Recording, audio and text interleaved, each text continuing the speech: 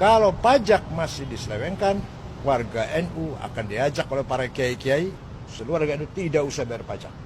Tapi kalau pajak untuk rakyat, pajak untuk pembangunan, pajak untuk kebaikan, kita dukung.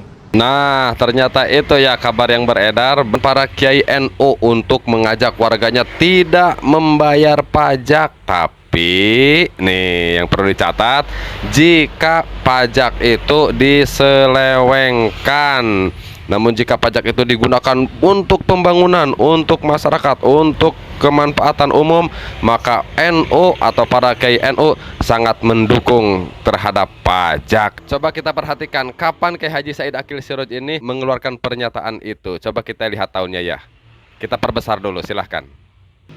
Nah, Jakarta 28 Februari 2023. Ternyata pernyataan ini dikeluarkan oleh Kiai Haji Said Akil Siroj pada tahun 2023. Namun sepertinya ya, meskipun pernyataan ini disampaikan oleh Kiai Haji Said Akil Siroj pada tahun 2023, tapi tidak menutup kemungkinan jika suatu saat nanti pajak diselewengkan, maka kemungkinan akan terjadi di mana para kiai mengajak warganya untuk tidak bayar pajak. Waduh. Nah, adapun untuk jumlah warga NU sebagaimana pernah disampaikan oleh Ketua PBNU, di mana Ketua PBNU pernah menyampaikan jumlah warga NU. Mari kita simak. 59,2% dari populasi muslim Indonesia yang jumlahnya kira-kira 250 juta. Silakan hitung sendiri. Hampir mencapai 150 juta orang mengaku sebagai orang NU. Juta orang mengaku sebagai warga NU. Bisa Anda bayangkan jikalau semua warga NU ini tidak membayar pajak sebagaimana yang disampaikan oleh Kiai Haji Said Akil Siroj. Tentunya kita sebagai warga NU mendukung pajak ya, mendukung pajak selama pajak itu berguna untuk masyarakat dan untuk kebaikan, untuk kemanfaatan semua warga, bukan untuk diselewengkan sebagaimana yang disampaikan oleh Kiai Haji Said Akil Siroj tadi ya. Besok Ustadz Somad tolong datang ke kantor pajak. Saya datang, saya taat pajak. Orang bijak taat pajak. Datang sebagai warga negara Indonesia yang baik. Saya datang. Ada apa Pak Kepala Pajak? Ya Ustadz, sudah kami cek, ternyata pendapatan YouTube 1 bulan 150 juta, Ustadz bayar pajak. Bapak cek kemana duit itu mengalir dari YouTube. Tidak ada seperak pun ke rekening saya. Langsung beli beras, beli minyak, beli kompor, beli kelas, beli semuanya. Justru saya yang minta kepada pegawai-pegawai pajak, bersedekahlah kalian di jalan Allah Subhanahu wa taala. Karena kalian menghitung, mengumpulkan uang. Kalau kalian tidak bisa bersedekah, zalim, aniaya, neraka jahanam tempat kalian. Pemimpin jangan hanya berpikir tentang pendapatan.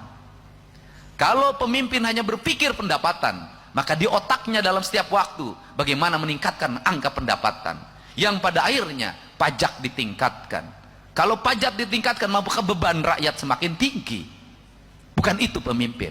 Pemimpin yang harus dibangun adalah belajar pada ibu kita. Yang penting anak-anaknya bisa makan. Kreativitas tumbuh karena kekurangan. Maka pemerintah yang baik adalah jangan pernah berpikir kekurangan anggaran. Lakukan kreativitas dengan cara apa? Belanjalah secara tepat. Jangan lagi membuang-buang uang tidak tepat dalam belanja. Jangan menghambur-hamburkan uang keluar kabupaten, apalagi keluar provinsi. Kenapa? Karena kita sedang memungut dari rakyat kita yang ada di sini. Upayakan uang-uang yang ada di kabupaten berputar di kabupatennya, jangan loncat ke tempat lain. Hebat ya, luar biasa ya apa yang disampaikan oleh Gubernur Jawa Barat Kang Deddy Mulyadi. Bagaimana menggunakan uang itu dengan tepat. Ini yang paling penting, dengan tepat, gunakan dengan tepat. Ya, tidak jauh berbeda dengan apa yang disampaikan oleh Kiai Haji Said Akil Siroj tadi ya. Jangan diselewengkan, kalau pajak itu jangan diselewengkan, gunakan dengan tepat. Seperti itu ya. Saya kalau lihat pejabat yang nakal, bajingan, mengkhianat, saya bilang kok bikin lah kamu bikin. Kan Jibril kan pernah bernasihat sama Nabi, Muhammad, lakukan apa yang kamu lakukan, tapi ingat pasti kau mati. Mau kemana? Nah, saya lihat itu pejabat, bikin saja, kau kemana? Pasti kau mati. Itu aja harapan kita, Pak, didoakan dia cepat mati. Tidak usah kita ribut-ribut. Kau mau kemana, Pak? Andai saja boleh kau memilih dosa, dosa kepada Allah dengan dosa kepada tetanggamu, dosa kepada rakyatmu, lebih kau dosa kepada Allah. Kenapa? Dosa kepada Allah gampang tobatnya, dosa kepada manusia susah tobatnya. Dosa kepada Allah, menyesal, mengakui, tidak ulang, ganti dengan kebaikan, selesai urusannya. Tapi kalau sama manusia, Bapak harus datang minta maaf sama yang Bapak pernah sakiti. Seandainya dilihat itu, Pak, tanggung jawabnya sebagai pemimpin, tidak ada orang mau ikut pilkada, Pak. Susahnya jadi pemimpin, Pak. Di satu kabupaten ada yang menjual khamar dan orang pejabat tahu, maka semua dosa-dosa di situ dia tanggung itu pejabat. Kalau dosa kepada Allah gampang. Tapi kalau dosa kepada manusia, Bapak harus datang kepada seluruh rakyat minta maaf. Bukan cuma itu, kalau berkaitan dengan uang negara yang kau salah gunakan, kembalikan itu uang. Selama uang hasil jarahan itu kau ambil, selama itu tobatmu tidak diterima Allah. Dan pada saatnya nanti tiba, kita diadili, disuruh pikul itu mereka yang pernah mencuri uang negara. Misalnya pernah korupsi 2 miliar, disuruh pikul itu, Pak, 2 miliar. Kita lewat, ternyata rumahnya mewah hasil rampok. 2 miliar, dia bilang anak mahasiswaku, sedikit itu 2 miliar Ustaz, dikantongi aja kalau dolar Singapura. Saya nyangku bayangkan dolar Singapura, memang ku bisa kantongi 2 miliar dolar Singapura, tapi uang koin. Ya, dari sini kita bisa belajar ya bahwa tentunya tidak ada manusia yang luput dari kesalahan dan dosa ya. Setiap kita memiliki kesalahan, memiliki dosa. Namun jika dibandingkan ketika kita berbuat dosa, hubungannya langsung kepada Allah Subhanahu wa taala, ini jauh lebih ringan daripada ketika kita melakukan dosa kepada umat manusia, kepada makhluknya Allah Subhanahu wa taala. Kenapa? Karena jikalau kita melakukan dosa kepada manusia, kita harus meminta maaf kepada orang tersebut. Bisa Anda bayangkan ya, jikalau orang tersebut ini berada jauh dari kita, kita harus menjumpai dia untuk meminta maaf. Apalagi kalau seorang pejabat ya, ketika menjadi pemimpin, semakin banyak rakyatnya, tentu semakin berpotensi banyak pula orang yang kita sakiti hatinya. Berat ya jadi pemimpin itu. Mudah-mudahan semua pemimpin kita dijadikan pemimpin yang adil, yang tidak menyakiti rakyatnya, yang tidak berbuat dosa kepada rakyat. Coba cek dulu deh petinggi-petinggi pejabat pajak. Lihat tuh rumahnya ada berapa banyak. Coba lihat mobilnya. Coba lihat kehidupannya seperti apa. Artinya sebenarnya kalau kita lihat, negara ini kayak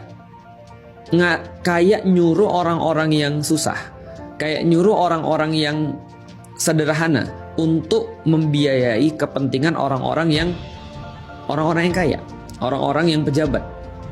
Ini kan kondisinya tuh. Maka wajar ketika kebanyakan orang tuh nggak setuju. Kalau misalnya mau disurvei, yakin lebih banyak orang yang nggak setuju daripada orang yang setuju. Dan kita masih sebut negara kita demokrasi. Nggak ada sih sebenarnya demokrasi. Sebenarnya ketika orang tuh mau naikin, ya dia naikin aja. Makanya Sri Mulyani kan ya sampai menggunakan seluruh dalil dan seluruh ide untuk bisa membenarkan pajak. Mulai dari kalau nggak setuju silakan tinggal di luar negeri katanya ya, atau apalah, untuk pergi dari Indonesia atau apalah, terserah. Tapi ini kan perkataan-perkataan juga sangat tidak produktif.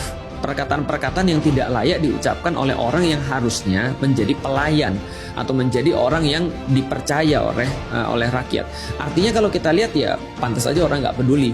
Orang ngelihat korupsi di sektor pajak itu gila-gilaan, belum lagi di sektor-sektor yang lain, dan mereka sama sekali nggak merasa ketika mereka naikin pajak mereka atau mereka ditambah pungutan mereka itu terhadap sesuatu yang mereka rasakan itu hampir nggak ada. Jalan-jalan, lalu kemudian fasilitas-fasilitas, dan untuk apalagi misalnya pembelanjaan negara, IKN misalnya, IKN kan nggak dirasakan oleh semua orang. Terus kenapa semua orang harus nanggung misalnya? Atau beberapa korupsi-korupsi yang di bidang negara yang lain, kolusi, nepotisme, menguntungkan beberapa keluarga, beberapa segelintir orang ataupun kaum dan seterusnya. Ya ini adalah sesuatu yang membuat orang akhirnya juga nggak percaya dengan pengelolaan negeri ini, termasuk di dalamnya adalah tarikan terhadap rakyat. Ya itu dia sahabat mata netizen plus 62 kabar yang kita sampaikan di kesempatan hari ini ya. Mudah-mudahan pengelolaan pajak itu dilakukan dengan tepat, di jalan yang benar, dilakukan untuk kebaikan, untuk kemaslahatan semua warga Indonesia. Itu saja yang bisa kita sampaikan, mudah-mudahan bermanfaat. Jangan lupa di like dan di subscribe channelnya agar tidak ketinggalan video-video berikutnya. Wallahu huwal muwaffiq ila aqwamit thoriqin. Wassalamualaikum warahmatullahi wabarakatuh. Sampurasun.